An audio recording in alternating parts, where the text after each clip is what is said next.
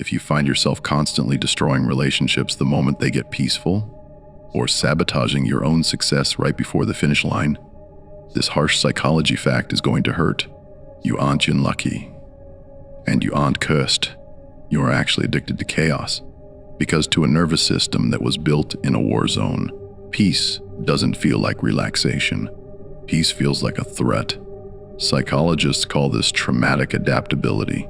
It is a survival mechanism you forged in the fires of a difficult childhood to navigate an unpredictable environment. And it saved your life back then. But here is the problem. The war is over, but you are still wearing the armor. Your relationships, your career, your inability to just sit on a couch and breathe, all of it is influenced by this one psychological pattern that taught you that safety is just a lie people tell you before they hurt you.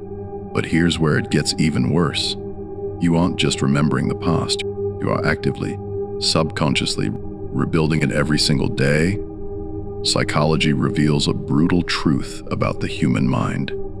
The brain prefers a familiar hell over an unfamiliar heaven. Here's the painful part. Your brain will unconsciously choose a partner who ignores you, or a job that burns you out, because it knows how to survive neglect and stress. It has a map for that terrain. But happiness, stability, kindness, your brain has no map for those. To your subconscious, a stable life feels like walking off a cliff in the dark. So, you choose the pain you know over the joy you don't, every single time. But here's the part nobody wants to admit.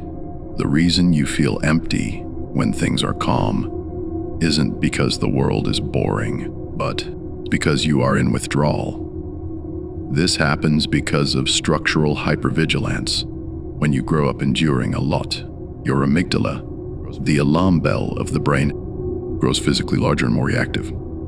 It becomes a heat-seeking missile for danger. You became an expert at reading micro-expressions, sensing shifts in tone, and predicting explosions before they happened. Your mind thinks this is a superpower. It thinks, I am just being realistic. I am staying prepared. But the reality is, you are chemically addicted to cortisol and adrenaline.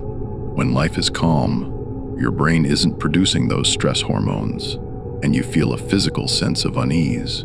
You interpret peace as danger because in your childhood, the quiet was just the terrifying moment before the screaming started. You are waiting for the other shoe to drop, and if it doesn't drop, you throw it yourself just to relieve the tension. If that hits you, good. It means the armor is cracking. Here's the truth you've been avoiding.